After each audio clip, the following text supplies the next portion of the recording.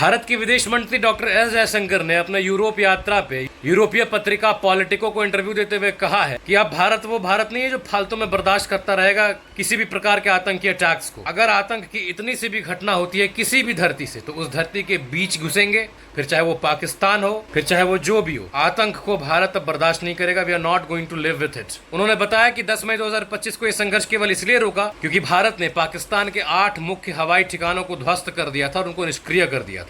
और इसके प्रूफ विदेशी मीडिया पर, इंटरनेट पर हर जगह मौजूद है, जाकर देख लो। हम अल्लाह की कसम खाकर कोई बात नहीं कहते। ऑपरेशन सिंदूर के बारे में बात करते हुए फ्रेंच के एक न्यूज़पेपर ली फिगारो को डॉक्टर जयशंकर ने बताया कि ये ऑपरेशन टेररिज्म के खिलाफ था, ना कि किसी एक देश के खिलाफ। दुनिया ये ना समझे कि ये कश्मीर इशू पर ये युद्ध हुआ। नहीं, कश्मीर इशू पर तो हम लोग कुछ भी करने को तैयार है। ये केवल और केवल टेरर पर जवाब था। अगर पाकिस्तान फ्यूचर में कोई हरकत करेगा फिर हम जवाब देंगे। और उन्होंने आगे बताया कि सूत्रों से ये मालूम चल रहा है कि पाकिस्तान अब इतना डरा हुआ है कि वो अफगानिस्तान, बांग्लादेश, नेपाल का सहारा ले रहा है भारत में फिर से अटैक्स करवाने के लिए। अगर ये होता है तो बांग्लादेश हो या फिर कोई भी देश हो, भारत की ओर पैनी नजर से देखने वाले का आंख फोड़ने का काम अब भारत की सेना करेगी। बिल्कुल साफ साफ संदेश। यूरोप में बैठे बैठे बांग्लादेश को भी सख्त निर्देश देते हुए जयशंकर जी ने कहा है कि पाकिस्तान के टेररिज्म को फैसिलिटेट करने की चेष्टा न करे, नहीं तो म्यूजिक वहां पर भी सुनाई दिया जाएगा। उन्होंने इस दौरे में ये क्लियर कर दिया है कि हमारी लड़ाई टेररिज्म के खिलाफ है, किसी एक स्पेसिफिक देश के खिलाफ नहीं। जो देश टेररिज्म फैलाने की कोशिश करेगा भारत के टेरिटरी में, वो इस जद में आ जाएगा कि भारत उसको नेस्तनाबूद करे।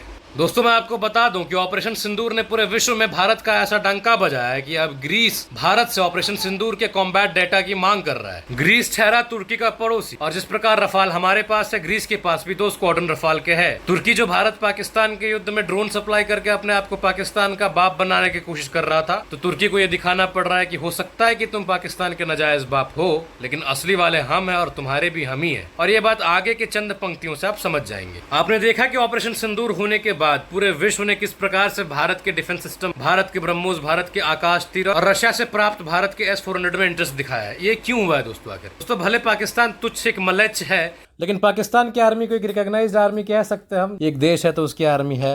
भले उस आर्मी वो आर्मी हमसे बार बार पिटते रहे, जूता खाते रहे, लेकिन है, आर्मी है। वो हमास या कोई ऐसा मिलिट्री विंग नहीं है किसी संगठन का जिसको लोग दुत्कार है। हाँ, भारत का जब मन करता है तब भारत लताड़ देता है उसको, क्योंकि है तो हमारा ही बूंद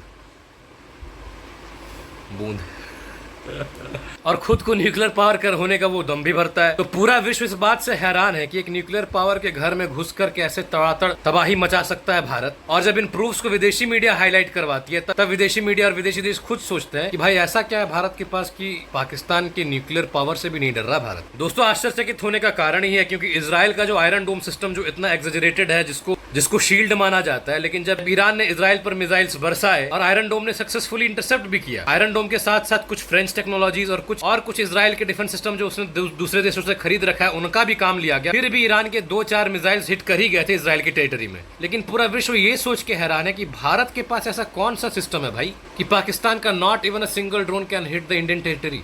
तुर्किश ड्रोन बेकार, चाइनीज टेक्नोलॉजी बेकार, सब ध्वस्त। तो ये चीज विश्व को सोचने पर मजबूर कर रही है और इसीलिए ऑपरेशन सिंदूर के बाद पूरा विश्व भारत पर इंटरेस्ट लेने लगा।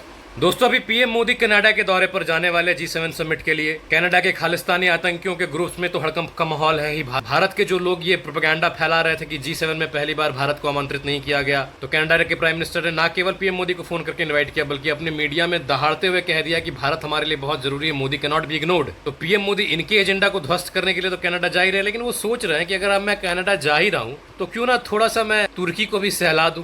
तो इसीलिए पीएम मोदी साइप्रस विजिट करने का सोच रहे हैं। साइप्रस एक ऐसा देश है दोस्तों जो तुर्की का पड़ोसी तो है, लेकिन तुर्की और साइप्रस में सांप नेवले का रिश्ता ठहरा और उसमें हम निभाएंगे सपेरे का रोल।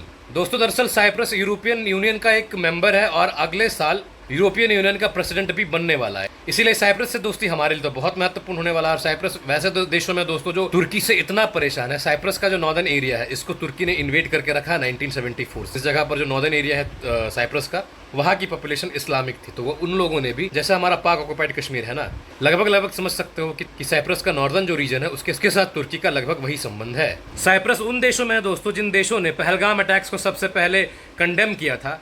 साइप्रस के नदर्न एरिया पे जब से तुर्की ने जबरन कब्जा किया है और उसको तुर्की अपना टेरिटरी मानने लगा है, तब से ग्रीस और साइप्रस की भी दोस्तियां बढ़ी हैं। और भारत का रिश्ता साइप्रस और ग्रीस के साथ अगर मजबूत होता है तो ये तुर्की को एक सख्त संदेश जाएगा और भारत जो अभी आईमेक पर काम कर रहा है, Indian middle east Europe corridor, जिससे तुर्की को बाहर फेंक दिया गया है, तो भारत अपने आप को एक दरवाजा के रूप में प्रस्तुत कर रहा है यूरोप और मिडिल ईस्ट के बीच में। ये काम तुर्की करना चाहता था, तो तुर्की को अब एक्सक्लूड कर दिया गया, हटा दिया गया है। तो भारत एक सख्त संदेश दे रहा है कि भारत के साथ जो बैर करता है वो कहीं का रहता नहीं है। जाओ, अगर तुमको पाकिस्तान के साथ दोस्तियां बढ़ानी है तो आज भीख का कटोरा शहबाज शरीफ के हाथ में है, कुछ वर्षों के बाद तुम्हारे हाथ में आएगा। मोहम्मद यूनिस का क्या ही कहना है, वो तो ढोल है, आज इसके गले में कल उसके गले में, दिसंबर तक उतर ही जाना है।